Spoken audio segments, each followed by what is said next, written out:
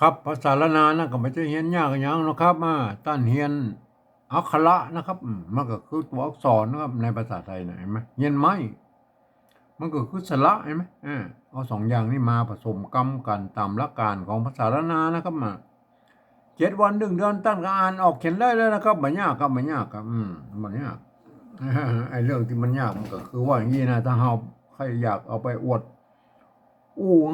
คนอื่นได้ฮู้ได้หันตัวเฮานี่มันยากตัวนี้แหละครับมันยากตัวนี้เพราะว่าภาษาละนาของเฮามันเป็นภาษาที่มันตายไปแล้วนะครับเปิ้นบ่ได้ใจในทางราชการมาเมินนั่นนะแม่เพราะฉะนั้นคนที่เพิ่นอ่านออกเขียนได้นะมันมีน้อยครับเพราะฉะนั้นถ้าเฮาจะเอาไปอวดกับคนอื่นได้ฮู้ได้หันตัวเฮานี่เฮาจะต้องใช้ภาษาอื่นๆมาเทียบเคียงเป็นภาษาละนาของเฮานะครับแม่ครับ ภาษาที่มันใกล้เคียงภาษาล้านนาเขาหน่อยก็คือภาษาไทยภาษาไทยนั่นแหละครับก็เพราะว่ามันเกิดมาจากที่เดียวแล้วก็ที่พ่อขุนรามคำแหงนี่นะมันแยกไปทางใต้หน่อยอันเจ้าอโยธยาพวกเขามาไปแป่งอันอักษรไทยใช่ไหมแยกมาทางเหนือหน่อยเจ้าล้านนาพวกเขามาแป่งเป็นอันอักขระล้านนาน่ะนี่มันเป็นยังไงไอ้สองภาษานะครับไอ้ใต้เหนือเนี่ยมันบางครั้งมันยังออกเสียงเหมือนกันอยู่นะครับมันมาอันมันจะผิดไปเป็นบางกรรมต่ออันตามสำเนียงของเปิ้นนะครับใต้เหนือมันก็มันก็บางกรรมมันบ่เหมือนกันนะฮะแม้กระทั่งในละนาวของเฮามันก็ไม่ใช่ว่าเหมือนกันหมดนะครับมันยังมีทำลายเผ่าพันธุ์นะครับอย่างไต้ยองไต้ยวนไต้ลั่วไต้ลื้อไต้เขินไต้ยองเห็นไหมนี่โอ้4-5เผ่าพันธุ์หลักๆนะย่อยๆ2-3เผ่าพันธุ์เฮายังบ่ด้วยนะเนี่ยมันเป็นยังไงมันก็แป่งๆกันออกไปนะ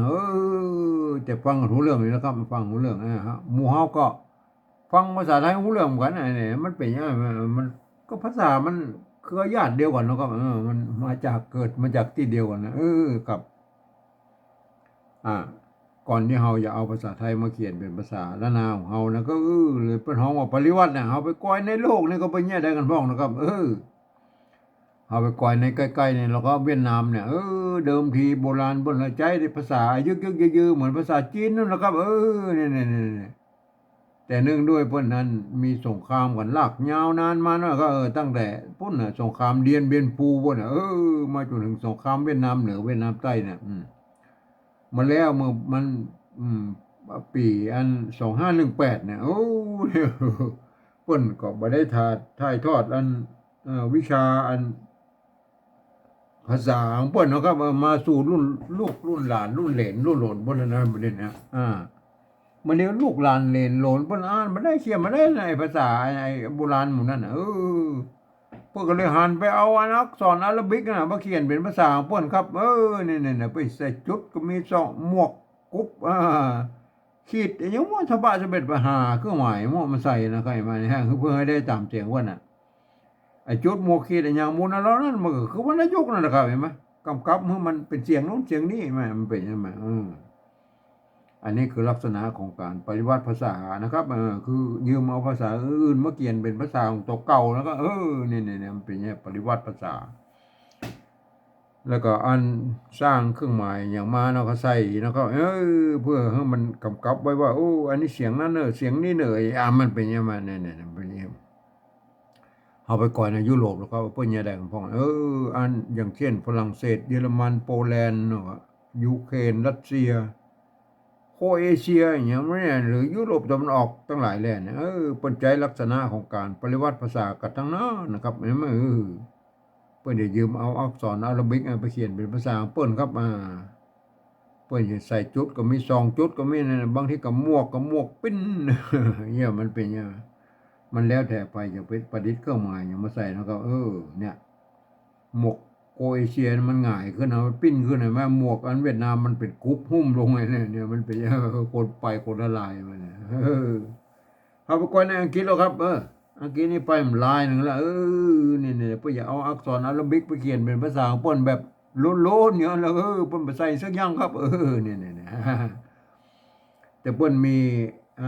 กฎเกณฑ์อยู่ว่านะพันเสียงไปเลยแล้วก็ ห้ามไม่ได้ตามบริบทเลยจะเอาเสียงอย่างก็ว่ากันไปนะไงไหมคำเดียวนะเป็นประโยคคำทางก็เสียงแบมนะเป็นประโยคธรรมดาก็เสียงแบมนะเนี่ยมันเป็นยังไงไหมอันนี้คือลักษณะของภาษาแล้วก็เห็นไหมอันมันก็คล้ายๆภาษาอันไทยเฮายุคต้นๆนะมันบ่มีไม่เอกไม่โทก็คือไม่เยาะไม่ขอจ้างนั่นแหละก็พันกันได้หลายๆเสียงเหมือนกันนะเนี่ยมันเป็นยังไงมันลักษณะครับอ่าก่อนที่เฮาจะเอาภาษาไทยมาเขียนเป็นภาษาละนาของเฮานะที่วันเฮาว่าปริวัติเนี่ยเฮาจะหมู่เฮาเจ้าละนาควรจะมีหลักอย่างยึดถือยึดเหนี่ยวก่อนนะครับเพื่อให้มันเป็นกลางนะครับสำหรับที่เฮาจะได้เขียนออกมาเป็นเหมือนกันนะครับเห็นไหมนี่ผมเองได้ใจหลักการของสภาวัฒนธรรมมหาวิทยาลัยเชียงใหม่นะครับเพิ่นตกลงกันไว้เมื่อปลายปี28นะครับเพิ่นตกลงกันไว้ว่าอย่างนี้นะครับการที่เอาภาษาไทยมาสะกดเขียนเป็นภาษาละนานนั่นกระทำได้อยู่3แบบหรือ3รูปแบบนะครับเห็นไหมอันแบบที่1นั้นเพื่อเอาไว้สะกดเขียนนะครับในแผ่นหลักศิลาจารึกเอกสารสำคัญในโบราณนะเห็นไหมเพื่อจะเอาภาษาไทยเนี่ยไปเทียบเอามาทุกอักขระนะทุกไม้ทุกเครื่องหมายนะแม่เนี่ยเปิ้นบ่ฮู้พิวเลยนะเปิ้นบ่เว้นเลยนะฮะแม้กระทั่งไม้กงไม้กังไหลเพื่อจะเอามาหมดนะครับเนี่ยมันเป็นยังไงอันนี้มันเป็นการปฏิวัติแบบละเอียดนะครับครับเวลาเขียนออกมาเรียบร้อยแล้วอันบางครั้งไม้หรือสระมันบ่ตรงมาตัดกันนะเปิ้นบอกว่าบูแล้วนะไม่ใช่โทษเดี๋ยวอันนี้แบบที่3แบบอันนั้นนี่เป็นแบบ2เอาแบบที่1นะมันไม่เป็นอันน่ะเป็นการปฏิวัติละเอียดเฮาบอกถึงในรายละเอียดแล้วครับเฮาบอกย่อยไปถึงรายละเอียดแล้วเฮาบ่ได้ใจนะเฮาแบบที่2นี่ก็พอนะแบบที่2เพิ่นว่ายืมเอาอักษรไทยนะไปปรับเทียบก็เป็นอักขระละนาทั้งบนปู้นี่แล้วก็ประกอบกรรมขึ้นมากับแบบภาษาไทยผสมผสานกันไปนะครับเห็นไหมบางครั้งไม้หรือสระมันบ่ตรงมาตัดกันเลยเหมือนกันเพิ่นบอกว่าบูแล้วนะคำศัพท์ได้หน้าตาแบบออกไทยๆนะแต่เวลาอ่านนะท่านลองนึกถึงว่าเป็นอักขระละนาเนี่ยเห็นไหมอย่างนี้เนี่ยอย่างตัวนี้ตัวสอเสือเนี่ยเห็นไหมหันสอเสือนะแต่มันประกอบในอันภาษาปริวัติแบบที่2นี่ท่านต้องหันว่าอันนี้เป็นตัวสะนะครับตัวสะอย่างเงี้ยคนทั่วไปมาอ่านแล้วมันจะเข้าใจผิดนะครับบางครั้งมันเสียงมันก็เหมือนกันอยู่นะครับบางครั้งมันเสียงมันก็แตกต่างกันนะครับแล้วมันเป็นคนทั่วไปนี่ต้องไปอ่านในแบบที่3พวกนะครับอ่านแบบที่3นี่เดี๋ยวเขาก็คำนะครับคนที่เปิ้นฮู้อ่านบ่ได้เรียนภาษาละนามาน่ะไปอ่านแบบที่3น่ะเดี๋ยวเขาคำแบบที่3นั่นน่ะเฮามาแบบที่2นี่ก่อนแล้วกันเนี่ยอันนี้ตัวสะนะครับหมายว่าตัวหน้าหางหน้าเนี่ยมันเป็นตัวซ้อนใช่ไหมเนี่ยอันไม่กุมาอันมีไม้2เนี่ยอันปัจจุบันเนี่ยเปิ้นหมายความว่าอันตัวมันเป็นอันตัวสะกับตัวหน้านี่มันแยกเป็น2พยางค์นะซ้อนเป็นซ้อนเนี่ยมันไม่ใช่ตัวสะกดได้ไหมมันเป็นอย่างนั้นไหมแต่โบราณไม่ใส่พ่องไปใส่ห้องก็มีนะเห็นไหมอันเนี้ยเนี่ยอันตัวกะนี่เป็นตัวสะกดเนาะมันก็อ่านเป็นตัวหน้าเป็นสะเนาะอันตัวหน้าอันตัวหลังก็เป็นนุกเนาะสะนุกเนาะนุกเห็นไหมเอาตัวหน้านี่มาไว้ก้นตัวสะนี่เพื่อมันเป็นอันตัวนะเมื่อมันยืมเสียงตัวสะมันเป็นตัวนะสะนุกเนี่ยสะนุกเห็นไหมเอาไปไกวอันภาษาโบราณก็แล้วเอาภาษาโบราณเนี่ยโบราณเปิ้นเขียนกันอย่างนี้นะมันเนี่ยโบราณพวกก็มีนะเนี่ยตัว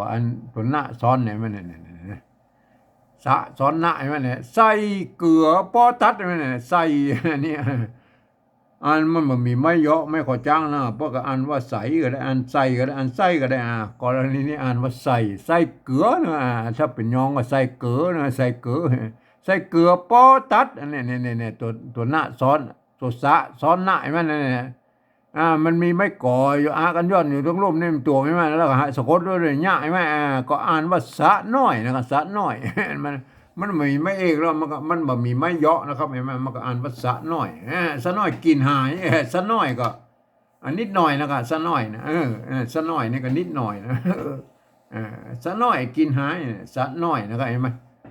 เราไปดูตัวต่อไปแล้วเนี่ยสะน้อยมันยังมีอยู่นะเห็นไหมเนี่ยก็ยังมีหลายตัวนะที่อันเป็นอันตัวอย่างที่เอามาซ้อนหน่อยนะเห็นไหมเนี่ยไอ้ตัวสะเห็นไหมเนี่ยสะนะ มาไม้ซัดใช่ไหม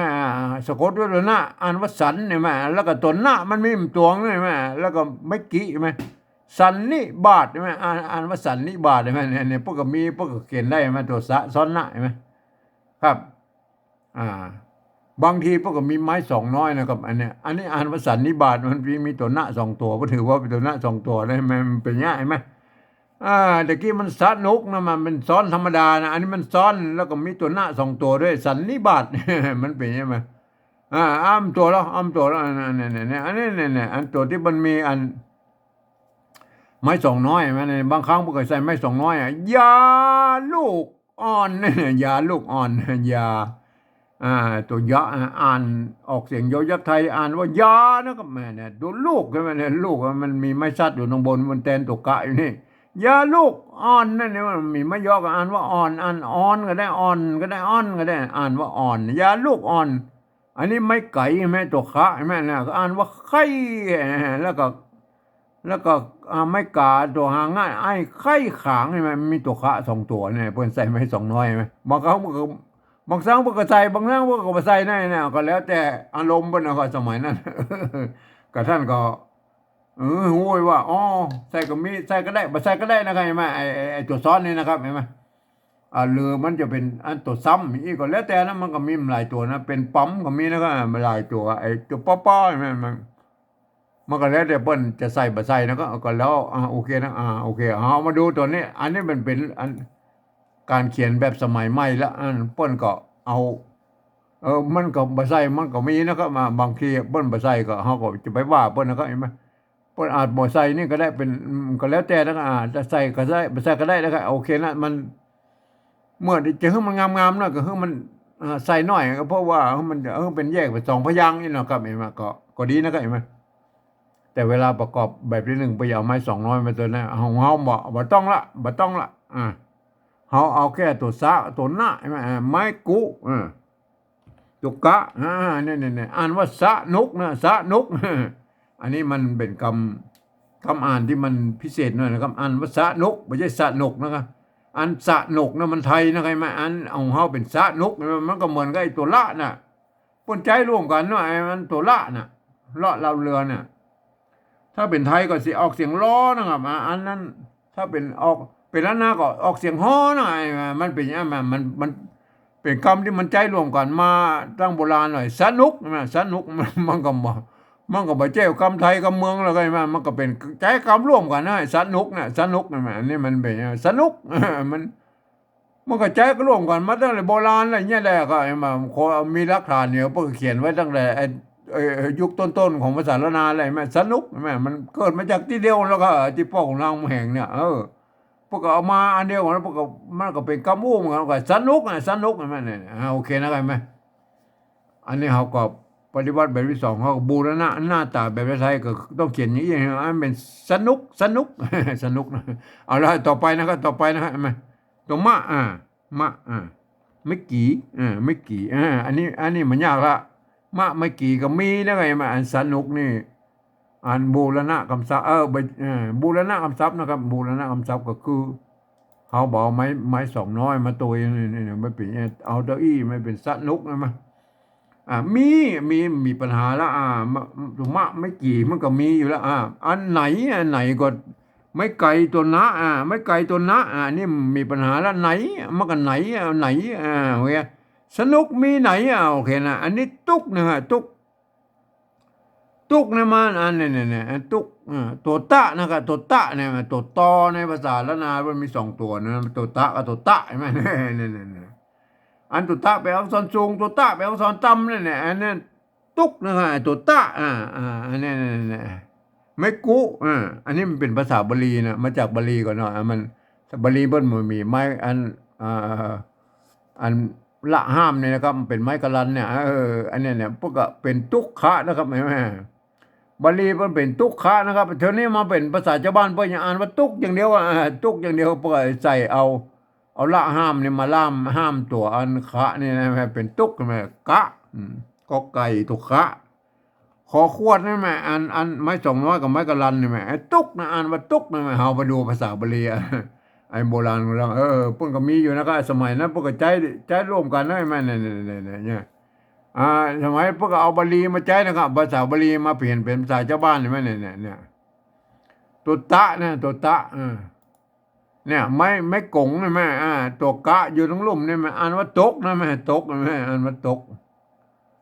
อ่าเมื่อมันตกแล้วเรียบร้อยนะมันมีอันตัวมะซ้อนมะอยู่ข้างหลังเนี่ยมันลักษณะอย่างนี้มันเป็นกะอันบาลีแล้วเห็นไหมเพิ่นยืมเอาอันตัวสะกดของไอ้ตัวตกเนี่ยไปเป็นตัวอันพยัญชนะต้นของไอ้ภาษาบาลีนั่นไอ้แม่เป็นตกกำนะครับตกกำตกกำอาบใช่ไหมเนี่ยก็คือตกกำอาบก็คืออาบน้ำยาอาบน้ำอย่างนี้ตกกำก็คือมันอาบกันน้ำยาแบบบ่อยๆเนี่ยตกกำเพิ่นมาห้องตกกำเนี่ยไหมไอ้กำเนี่ยมันเป็นบาลีนะครับไอ้ตกเนี่ยมันเป็นภาษาชาวบ้านเลยไหมยืมเอาตัวกะอันตั้งไอ้สะกดตัวอันตะกะนี่ว่าเป็นพยัญชนะต้นของไอ้ภาษาบาลีไอ้กำเนี่ยกำไม่กำไม่เนี่ยอันโบเลอันป้นบะหมี่ตัวละห้ามนะครับบาลีป้นมีกัมมะนะครับกัมมะอันออกมาเป็นภาษาชาวบ้านแล้วก็เป็นกัมนะโอเคนะครับบาลีอันนี้คือบาลีนะครับอ่านภาษาบาลีนะครับอ่านในภาษาบาลีนะครับมันยังมีอยู่นะเนี่ยอย่างเงี้ยในบาลีไหมอันนี้มันเป็นการผสมกันแล้วนะครับอันเนี้ยลัมมะนาดตัวละไอ้มันตัวละในภาษาบาลีนี่ออกเสียงเป็นอันนาดนี่มันเป็นภาษาชาวบ้านนะครับไอ้ลัมมะเนี่ยลัมมะนี่เป็นภาษาบาลีนะลัมมะอันนาดนี่มันเป็นภาษาชาวบ้านนะไม่ตัวหน้าไม่กามันก็เป็นตัวหน้าใส่สะกดตัวหน้ามันก็เป็นลัมมะนาดลัมมะนาดโอเคนะครับอันนี้คือภาษาบาลีผสมชาวบ้านนั่นนะให้มานะพวกก็เอามาเขียนผสมกันนะไอ้มันเป็นบาลีโอเคนะเอาหูละบาลีโอเคอันนี้เป็นบาลีนะครับเอาละห้ามใส่มันเป็นภาษาชาวบ้านอะไรไหมตุกอ่านมาตุกนะมีมะไม่กี่โอเคนะครับไหมอันนี้ก็ไม่ยากละหันเนี่ยตัวหาไม่ซัดกรณีนี้มันทำเป็นไม้พัดครับเห็นไหมไม้พัดไม้ขอจ้างไม้ขอจ้างแล้วตัวหาหน้ามันหันในเสียงโทพิเศษอะไรเนี่ยหันที่อ่านภาษาไทยเพิ่งเขียนมาได้แล้วหันนะครับเห็นไหมเนี่ยสนุกมีไหนนะตุกมีหันเนี่ยมีหันเห็นไหมโอเคนะครับเห็นไหมอันนี้ก็ได้แล้วนะครับอันแบบที่สองนะครับเห็นไหมเรามาดูตัวหาไม่พัดนี่ก่อนครับไม้สั้นเนี่ยอันนี้คือตัวหันเนี่ยเห็นไหมอันนี้อ่านว่าเต้าเห็นไหมเต้าตัวตะเห็นไหมตัวนี้มันไม่เก่าตัวนี้มันมีไม่กงกับไว้อ่านว่าเต้าก็ได้อ่านเต้าก็ได้อ่านเต้าก็ได้อ่านเต้ากันฟักต่ำใช่ไหมกันใช่ไหมไม่สัตว์ตัวกะนะครับไม่ชัดตัวหน้ากันออกเสียงยัดวานั่นนะใส่ไม่โทกันใช่ไหมมันก็เหมือนตะกี้นะฟักใช่ไหมเนี่ยฟักเป็นสะกดด้วยกะดาบะตัวอักษรต่ำอ่านว่าฟักนะเสียงตีมันไอ้กันใช่ไหมกันกับหันเนี่ยมันใกล้เคียงกันใช่ไหมกันกับหันเนี่ยมันใกล้เคียงหันแล้วก็โอเคนะใส่ไม่โทก็หันเสียงโทพิเศษใช่ไหมโอเคนะใช่ไหมเอาละได้แล้วนะแบบที่สองก็คืออย่างนี้นะใช่ไหมเวลาอ่านนะท่านต้องนึกถึงว่าเป็นอักษรนานะครับตัวสะตัวนะใช่ไหมเนี่ยมะตัวนะตัวตะใช่ไหมเนี่ยมันเป็นต้องอ่านเป็นภาษาละนานะครับเห็นไหมคนทั่วไปบัดสามารถเข้ามาอ่านได้เนี่ยอันภาษาปฏิบัติแบบที่สองเนี่ยอันหมู่เฮาเจ้าละนาควรจะใจร่วมกันนะครับจะเป็นไตยวนไตลั่วไตลือไตเขินไตยองก็ควรจะใจเรียงกันนะแต่เวลาอ่านนั้นท่านก็อ่านไปตามสำเนียงของท่านนะครับวันนี้จะอ่านแบบสำเนียงเชียงใหม่แต่โยนนะอ่านมาอย่างนี้นะครับสนุกมีไหนตุกมีหันเสียงโดพิเศษหันไม่เนี่ยโอเคแล้วครับอันนี้คือสำเนียงเชียงใหม่แต่โยนนะครับอันสำหรับการปฏิวัติแบบที่สามนั่นแหละตามหลักการของภาษาละนาที่บรรนันตกลงไว้เมื่อปลายปี28นะครับอันของสภาวัฒนธรรมมหาวิทยาลัยเชียงใหม่เปิ้นบอกว่าอีนะครับเปิ้นบอกฟังเสียงภาษาละนาทางบนปุ้นเนี่ยเปิ้นออกเปล่งเสียงออกมาอย่างใดแล้วเปล่งเสียงออกมาก็คือเสียงคำพูดล่ะเปล่งเสียงออกมาแล้วก็เอาภาษาไทยเข็มจะนอนเนี่ยเปิ้นตัวเอียนะครับเปิ้นก็ลืมกึดไปนะครับว่า อันภาษาไทยมันเป็นระบบ5 เสียงนะครับภาษาละนามันเป็นระบบ6 เสียงนะครับนี่มันจะเอา5 เสียงมาเขียน6 เสียงได้ครับนี่มันเสียงที่บนเขียนมาได้ก็คืออันเสียงโทพิเศษโทเมืองแล้วก็นี่มันเป็นยังไงไหมเมื่อบนเขียนมาได้แล้วก็ท่านก็ไปปฏิวัติกันเอาเองนะครับเนี่ยบางคนก็ขี้ตู่เอานะครับเอาเสียงอันโทปกติแล้วมันเป็นเสียงโทพิเศษเนี่ยนี่มันก็เลยเขียนกันมั่วกันไปหมดนะครับผมเองมามั่วนะครับผมจะเอาจุดประดับไว้นะครับไอเสียงโทพิเศษนะอันเสียงอื่นก็ผันไปตามนั้นนะครับผันไปตามนั้นโอเคนะครับเอามาผันเลยนะครับ เอาเป็นตัวนะครับเอาเป็นตัวไปเลยนะครับโอเคนะครับฟังนะฟังนะบนนะครับสนุกนะสนุกนะสนุกสนุกสนุกสนุกสนุกนุกสนุกสนุกสะมันยังได้มันสะอันนี้เป็นอ่านว่าอันนี้ใส่สระเนี่ยมันก็ถึงบอกไปใส่มาใส่มันก็สระพวกอ่านภาษาอยู่แล้วนะอันเนี่ยมันอ่านภาษาใช่ไหมมันสั่งเขาก็ใส่ไม้จารวาเข้าไปหน่อยสะนะสะเนี่ยโอเคนะครับไหมนกอันนี้ถ้าเราเขียนนี้เรามันเป็นนกนะเป็นนกใช่ไหมนกนกถ้ามาเขียนนี้แล้วมันก็นกนะนกใช่ไหมโอเคนะไหมนกโอเคนะมันเป็นสะเนี่ยอันได้เลยนะสะนกใช่ไหมเนี่ยก็อย่างว่านะมันก็ผิดหลักการของภาษาอันไทยหน่อยนะก็เขียนได้นะก็อย่างนี้ก็เขียนได้นะก็สะนกนะเขียนเป็นตัวนะอันสะนกนะเห็นไหมแต่คำนี้นะสมมติว่าเฮาก็อนุโลมเหี่ยมันเขียนเป็นอันแบบที่สองเนี่ยมันเฮาเขียนยี่มันจะยาวไว้แล้วมันก็บอกงามในภาษานะเฮาเขียนยี่หน่อยเนี่ยโอเคนะครับเฮาเขียนแบบอันเอาแบบที่สองนี่ก็มาเนี่ยแล้วเฮาก็อันมันเป็นเฮาอ่านว่าเป็นสะนกนะก็เอาใส่ไม้จรวาไปหน่อยนะแม่โอเคนะครับแม่อันนี้เป็นการปริวัตินะครับปริวัติให้ได้ตามเสียงของภาษาละนาทางบนปุ้นนั่นเนี่ยตัวนี้ปริวัตินะครับเห็นไหมตามแนวทางของเวียดนามเนี่ยมันเป็นตัวพิเศษหน่อยนะครับเห็นไหมมันก็อ่านว่าสะนะครับอ่านออกเสียงจารวานะสะนกนะครับอ่านว่าสะนกก็เยี่ยเลยกันไหมเอาขีดเส้นใต้ไปหน่อยนะไอ้คำนี้มันพิเศษหน่อยครับเพราะมันจะอ่านแบบเหมือนเปิ้ลนะครับเนี่ยโอเคนะอ่านว่าสะนกนะอ่านสะนกโอเคนะครับตัวต่อไปมีนะครับอันนี้ก็มีเอามีไทยใช่แล้วก็มีมีเต้ากันอะไรมีตัวมอมาสระอีก็มีตัวมะไม่กี่ก็มีมีเหมือนกันโอเคละตัวต่อไปไหนนะครับไหนอันนี้ก็ไหนเอาไหนไทยใช่แล้วไหนเต้ากันนะครับมีไหนเนี่ยเต้ากันใช่ไหมเพียงแต่สะนกเนี่ยอันถ้าไทยอ่านว่าสะนกนะครับมันสะนกอันเฮาก็ขีดเส้นใต้ไปหน่อยอ่านภาษานุกนะอ่านภาษานุกโอเคนะมันก็เยี่ยกับพริกแพงกันไปนะครับต่อไปคำต่อไปภาษาละนาเป็นแบบตุกนะครับตุกนะอันนี้ตัวตะใช่ไหมประกาศว่าตุกใช่ไหมทีนี้เอาตัวเต่า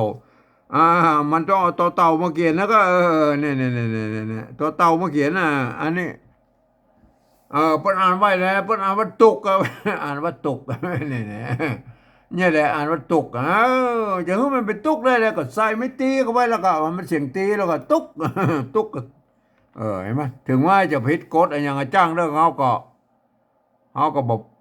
ยกเว้นไปนะครับไอ้กฎอย่างบางสิ่งบางอย่างที่เพิ่นนั้นมีในภาษาไทยเขาก็ยกเว้นไปแล้วก็เนี่ยตุกนะอ่านว่าตุกนะได้แล้วนะใส่ไม่ตีไปแล้วก็มันเป็นข้อยกเว้นยกเว้นไปแล้วก็ตุกต่อไปมีแล้วก็มีปัญหาแล้วเอามีไทยจะก็เหมือนกันละมีหั่นนั่นเนี่ยเจ๋งตัวพิเศษแล้วหั่นสารนาทั้งบนปกหั่นอันนี้แบบที่สองปกหั่นเนี่ยมันตัวหะนะไม่ซัดเนี่ยไม่ตัวหน้าไม่ขอจ้างอันหั่นเอาเขียนหั่นไทยใส่แล้วหั่นหั่นไทยใช่แล้วครับมาหั่นอันนี้เป็นว่าอะไรไทยเนี่ยไทยอันนี้ไทยเปิ้นอ่านว่าหั่นนะครับหั่นหั่นเสียงโทปกติหั่น มันบ่หันน่ะเนี่ยแหละยังมันหันน่ะมาผมเองก็เอาจุดประดับไว้แล้วครับอย่างนี้นะอันจุดนี้ไม่หมายความว่าเป็นเสียงโทพิเศษนะครับเนี่ยเป็นวรรณยุกต์โทพิเศษนะเนี่ยหันเนี่ยมันเป็นเสียงโทพิเศษโทเมืองนะเห็นไหมเนี่ยมันเป็นนะวัดประสิงห์บรรหงวัดตีเพี้ยนนะเราไปใจตัวเอี้ยงนะครับในกรรมเนี่ยตัวเนี้ยเนี่ยจะห้องตีเพี้ยนหรือโทเมืองโทพิเศษเนี่ยกระจังนะมันก็คือเสียงระหว่างเสียงโทปกติถึงเสียงตีนะมันก็เป็นอันเสียงเนี่ยเห็นไหมมันมีในภาษาไทยมันก็เลยเปิ้นมาสร้างวรรณยุกต์มาเฮือท่านก็ดัดแปลงกันเอาเองนะดัดแปลงกันนะก็คือปริวัตินะไงมาหั่นเนี่ยตามลายของผมเนี่ยอันเอาจุดประดับไว้หั่นอย่างโรพิเศษนะครับเห็นไหมโอเคนะครับเห็นไหมหั่นก็ปริวัตินะครับปริวัติให้ได้ตามเสียงได้นะครับมาได้อันนี้ปริวัติละนาแบบที่3ได้แล้วตามสำเนียงเชียงใหม่ใจยวนนะครับเห็นไหมครับก็อ่านกันได้นะครับ ถึงแม้ว่าท่านจะเป็นอันฝรั่งมังค่าลูกที่ไหนมาแล้วก็เรียนภาษาไทยมาเรียบร้อยแล้วนะครับท่านก็อ่านไปตามหลักการของภาษาไทยนะครับ เกือบทุกประการยกเว้นอันไหนกรรมที่มีจุดอย่างนี้นั่นเนี่ยคืออ่านออกเป็นเสียงโทพิเศษโทเมืองนะครับกรรมที่มีไม้จัดวาอีกก็ออกเป็นเสียงจัดวานะไม่เป็นไหมกรรมที่มันมีไม้ตีอย่างนี้ก็ออกเสียงตีนั่นเนี่ยมันเป็นใช่ไหมเนี่ยกรรมอื่นก็อ่านไปตามบริบทไปตามแบบอย่างของภาษาไทยนะตัวอย่างภาษาไทยครับก็อ่านไว้ยี่นะครับเห็นไหมอ่านไว้นี่ก็วันนี้จะอ่านแบบสำเนียงเชียงใหม่แต่ยวนนะครับเห็นไหมอ่านไว้นี่สนุกมีไหนตุกมีหั่นเสียงโรพิเศษนะมันเป็นเนี้ยครับอันนี้คือสำเนียงเชียงใหม่เป็นบนอันสำหรับภาษาปริวัติแบบ2เนี่ยมันประกอบคนจะเขียนกันได้ยี่นะหมู่เฮาเจ้าล้นาคนจะใจร่วมกันนะครับแต่เวลาอ่านนั่นท่านก็ไปอ่านนั้นแบบสำเนียงของท่านนะครับเห็นไหมก็ท่านจะอ่านแบบใดก็เป็นตามสำเนียงของท่านอ่านไว้ได้ก็ได้วันนี้จะอ่านแบบสำเนียงเชียงใหม่แต่ยวนนะครับอ่านไว้นี่ครับสนุกมีไหนตุกมีหั่นอันนี้คือสำเนียงเชียงใหม่แต่ยวนนะอ่านภาษาล้านนาทางบนปนก็เขียนกันอย่างนี้นะได้อย่างนี้ส่วนใหญ่แล้วก็เขียนได้อย่างนี้นะครับแต่อย่างว่านะมันล้านนาเฮามีหลายที่นะก็บางครั้งมันพวกกระถ่ายทอดกันมาแล้วก็ตั้งแต่สมัยโบราณแล้วมันพวกกระถ่ายทอดมาตามสายของเพิ่นเห็นไหมมันไตยวนไตลวดไตลือไตเขื่อนไตยองมันก็มีหลายเผ่าพันธุ์อยู่นะในภาษาละนาในละนาเฮาเพิ่นถ่ายทอดกันมาก่อนมันมาถึงตอนนี้มันยุคปลายๆแล้วมันก็ยังว่ามันก็เพิ่นก็เรียนแบบอย่างมาตามของเพิ่นแล้วก็เฮามาหันอันผิดเพศแพกกันนิดๆหน่อยๆก็อย่าไปว่าเพิ่นนะครับเห็นไหมเขามาเขามาอ่านก้อยๆรักษาภาษาของเขาไว้นะครับไอ้อันเนี้ยอย่างเช่นตัวเนี้ยไอ้มันเนี่ยอันนี้ถ้าเขียนแบบสมัยใหม่เพื่อใส่ไม่2น้อยแยก2พยางค์นะสนุกไอ้มันถ้าเป็นแบบโบราณเพื่อใส่ก็พ้องบ่ใส่ก็ได้ไอ้มันก็แล้วแต่นะบางคนสมัยนี้เฮาบ่หันเปิ้นบ่ใส่ก็จะไปว่าเปิ้นนะครับก็ต้องอนุโลมกันนะครับว่าใส่ก็ได้บ่ใส่ก็ได้ไม่2น้อยนะก็อ่านว่าสนุกนะสนุกใช่ไหมอ่านว่าสนุกนะครับเห็นไหมคำอื่นๆมันก็ น่าจะเขียนเหมือนกันแล้วก็วันนี้นะมันบ่ยากแล้วมันไอ้มีไหนตุกนะมันก็ตุกอย่างนี้นะมีหั่นมันก็คนจะเหมือนกันแล้วมีเพยกเว้นไอ้สนุกไงแม่นะมันเป็นใช่ไหมบางคนเพิ่นก็สะกดเป็นตัวไปก็แล้วแต่นะครับมันยาวหน่อยก็แล้วแต่นะครับก็มันแล้วแต่อันของมันอ่านได้ก็พอแล้วนะครับเฮาไม่ต้องไปกึดนักนะครับครับวันนี้จะอ่านแบบสำเนียงเชียงใหม่แต่ยวนอ่านไว้นะครับสนุกมีไหนตุกมีหั่นอันนี้ก็สำเนียงเชียงใหม่แต่ยวนเห็นไหมท่านเป็นสำเนียงอื่นๆนะก็อ่านไปตามของท่านนะครับเห็นไหมอ่านของตามสำเนียงของท่านนะครับเห็นไหมครับอันของท่านไปพิจารณากันนะครับวันนี้ผมก็ ปฏิวัติภาษาละนาแบบยืมเอาภาษาไทยมาเขียนนะโดยตามสำเนียงของเชียงใหม่แต่ยวนนะครับใช่ไหมเป็นใช่ไหมครับท่านเปลี่ยนอันเผ่าพันธุ์อื่นๆท่านก็พิจารณากันนั่นในภาษาปฏิวัติแบบที่2นะควรจะเอาไปใช้ร่วมกันนะครับ ของสภาวัฒนธรรมมหาวิทยาลัยเชียงใหม่เนี่ยเพื่อให้มัน ภาษาละนาเฮาได้เขียนได้เหมือนกันนะครับเห็นไหมอ่าของผมขอฝากวันนี้นะครับ วันนี้นะครับขอฝากไว้เพียงเท่านี้นะครับ